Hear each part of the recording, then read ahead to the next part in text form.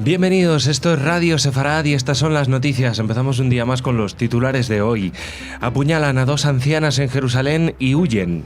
Ban Ki-moon se suma a la consternación por las declaraciones antisemitas del embajador venezolano en la ONU.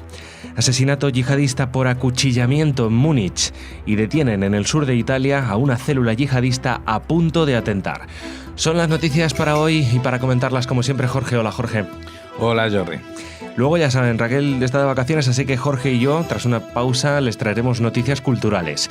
Antes de eso, empezamos en Israel. 2 ancianas de alrededor de 70 u 80 años fueron apuñaladas y sufrieron heridas catalogadas como moderadas en un ataque terrorista perpetrado en un paseo del barrio de Armon Anatzib, en el sur de Jerusalén.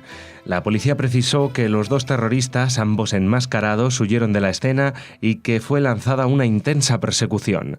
Retenes policiales fueron establecidos en la zona. El ataque tuvo lugar en una área boscosa debajo del paseo Armon Anatzib, en el sur de Jerusalén, desde donde se puede observar toda la ciudad y es muy popular entre los caminantes, corredores y turistas. Sí, bueno, ya se han superado que en los límites de cobardía. A ver si a esto también lo llaman la resistencia o la lucha contra ¿qué? Contra 2 ancianas de 70, 80 años, porque no es que uno puede decir como cuando había acuchillamientos en una parada de autobús y entonces entre todos los que había, pues habían algunas mayores o había personas de todas las edades. No, aquí entre todas las personas que estaban paseando por este bosquecito al lado de este paseo, digamos, turístico o de buenas vistas, pues eligieron a las personas más débiles, más sencillas, que sería de atacar de forma más cobarde e inhumana, y ojalá que cuando los encuentren pues les hagan frente y terminen aniquilándolos. Lo estoy diciendo con todas las consecuencias de lo que digo, porque estas personas que van a ir a la cárcel para que luego los cambien por un soldado. Estos cobardes que son unos miserables no merecen ser tratados como personas que tienen derecho a nada, porque están atentando contra ya no es los derechos humanos, es contra el mínimo sentido de la moral, más allá de cualquier creencia. O sea, incluso antes de que existieran las religiones monoteístas o alguna forma general de organización social, se sabe que uno no está bien atacar al más débil, no está bien atacar al viejo, que es el que ha pasado por toda esta vida, acumulando sobre sí todas las experiencias, y atacarlo al más viejo y al más débil entre todos los que estaban allí me parece realmente de una bajeza inconcebible. El secretario general de la ONU, Ban Ki-moon, se mostró muy perturbado por los comentarios contra Israel hechos por el embajador venezolano ante la ONU, Rafael Ramírez, vertidos en una reunión informal a puerta cerrada que mantuvo en el Consejo de Seguridad para analizar la situación de Oriente Medio y un pedido de protección a los palestinos. En dicho encuentro, Ramírez se preguntó si entre los planes que tiene Israel con los palestinos se incluye su desaparición. Literalmente, busca Israel probablemente llegar a una solución final, el tipo de solución que fue perpetrada contra los judíos. Las declaraciones del embajador venezolano desataron la contundente respuesta del embajador de Israel en la ONU, Dani Danon, quien acusó a Ramírez de antisemitismo puro. Sus declaraciones se produjeron un día después de que Israel conmemorara el Día del Holocausto en memoria de los 6 millones de judíos asesinados por los nazis durante la Segunda Guerra Mundial. Los comentarios de Ramírez fueron condenados de manera inequívoca por Estados Unidos, Reino Unido y Francia, y el embajador de Venezuela dijo que pedía disculpas al pueblo judío si fue ofendido por sus comentarios. Por si fue ofendido por sus comentarios, porque a ver si igual no fue ofensivo el comentario. Decir que busca Israel probablemente llegar a una solución final, el tipo de solución que fue perpetrada contra los judíos. Pero esto, ¿quién es este señor Rafael Ramírez? Por favor. ¿Y cómo es que llega no a las Naciones Unidas? ¿Cómo es que llega a dirigir el club de un barrio? Este es un señor que no tendría que estar al frente de nada, porque no tiene frente, no tiene cerebro, no tiene moral, no tiene ningún resquicio en declarar su antisemitismo a puerta cerrada, por supuesto, no delante de las cámaras, y luego pedir disculpas por si alguien entendió que yo estaba ofendiendo a los judíos, que no era mi intención. Pero por favor, váyase usted en el túnel del tiempo a la Alemania nazi y hágase suicidar junto a su líder. Un hombre murió cerca de Múnich, el sur de Alemania, tras ser atacado con un cuchillo por un sospechoso que ya ha sido detenido mientras gritaba Allahu Akbar. Además, al menos otras 3 personas han resultado heridas en ese ataque aparentemente indiscriminado. El atacante, del que no se han aportado detalles, fue arrestado junto a la estación de tren de Grafing, en el municipio de Ebersberg, donde se produjeron los hechos.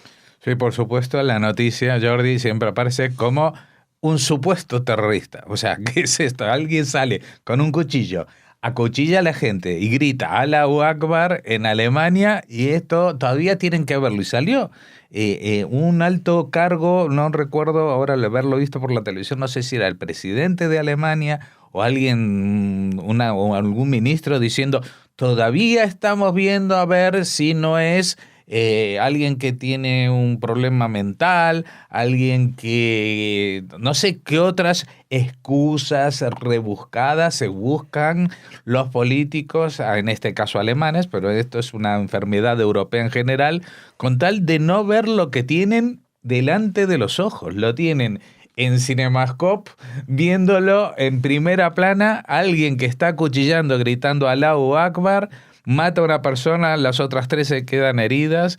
Resulta que en las noticias también dicen que es un ciudadano, esto también luego lo escuché en la televisión, no lo pude incorporar, de unos 20 y pico de años, de nacionalidad alemana.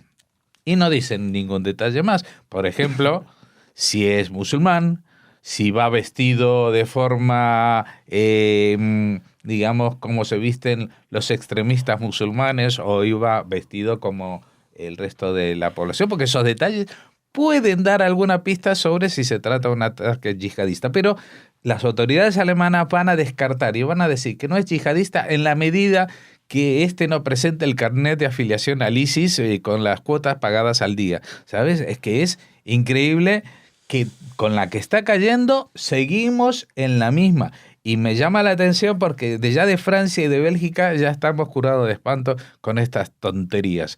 Pero que en Alemania también, cuando alguien sale con un cuchillo a la calle a matar gente al grito de Allahu Akbar, se pregunten cuál es la razón en la que ha llevado a esto. Igual se trata de un accidente, alguien que tuvo la mala fortuna de clavarse el cuchillo que alguien llevaba en la mano. No sé cuál es la explicación psicológica, pero realmente Europa necesita una terapia de choque profunda para asumir exactamente la realidad que está viviendo. Seguimos hablando de yihadismo en Europa. La policía italiana detuvo a 2 afganos en Bari, en el sur del país, mientras busca a otra persona de la misma nacionalidad bajo la acusación de pertenecer a una célula islámica que al parecer proyectaba atentados en Italia y en otros países europeos como Inglaterra, Francia y Bélgica. No se ha comunicado la vinculación a grupos como Daesh o Al-Qaeda. La orden de detención era relativa a 5 personas, pero 2 de ellas están desaparecidas por haber regresado a Afganistán.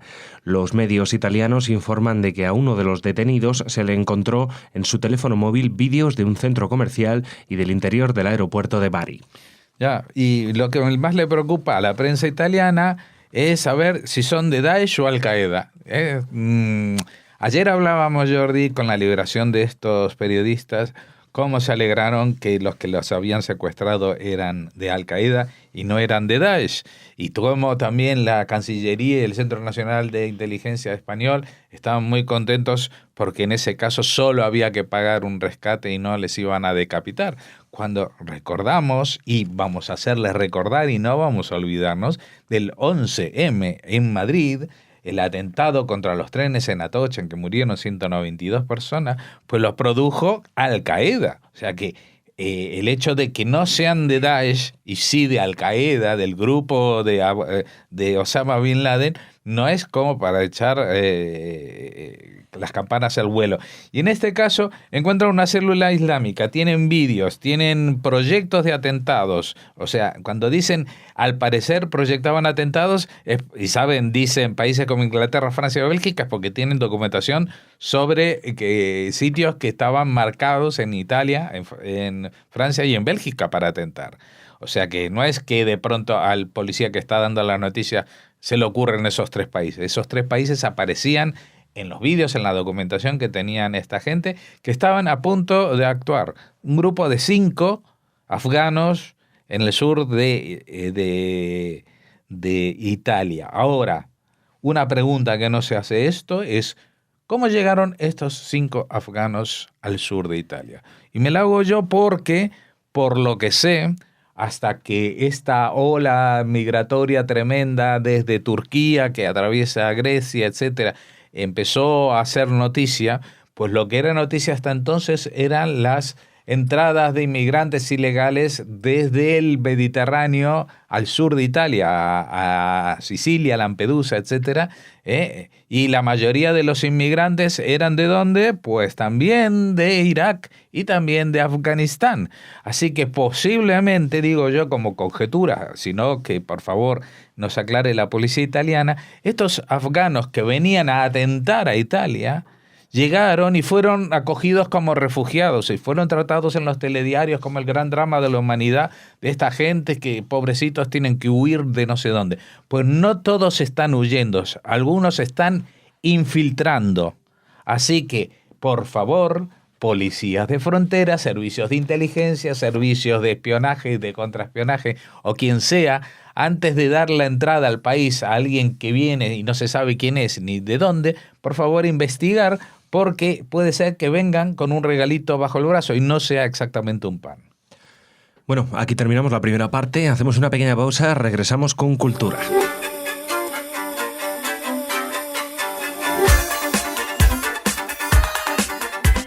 Y estamos aquí ya en la sección de Cultura. Jordi, ¿qué nos vas a hablar hoy? ¿De qué nos vas a presentar? Pues mira, empezamos con una película en Madrid, en el Centro Sefardí de Israel, ya saben, en su sede, en el Palacio de Cañete.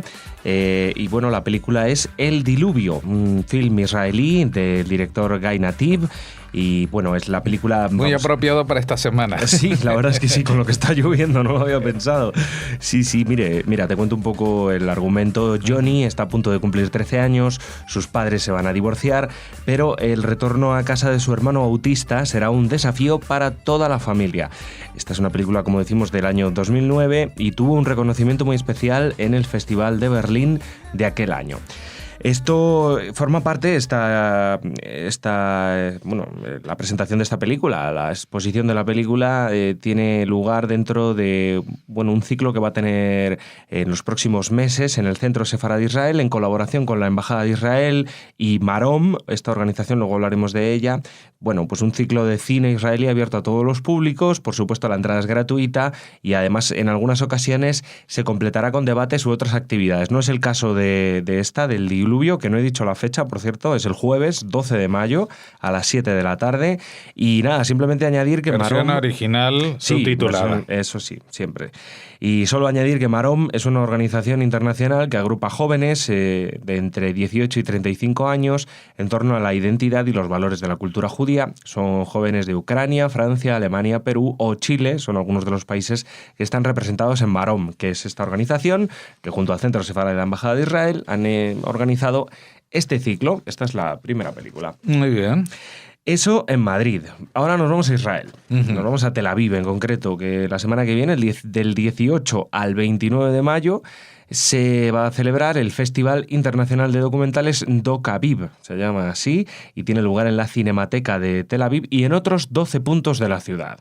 Mira, el tema que han elegido es Nuevo Desorden Mundial.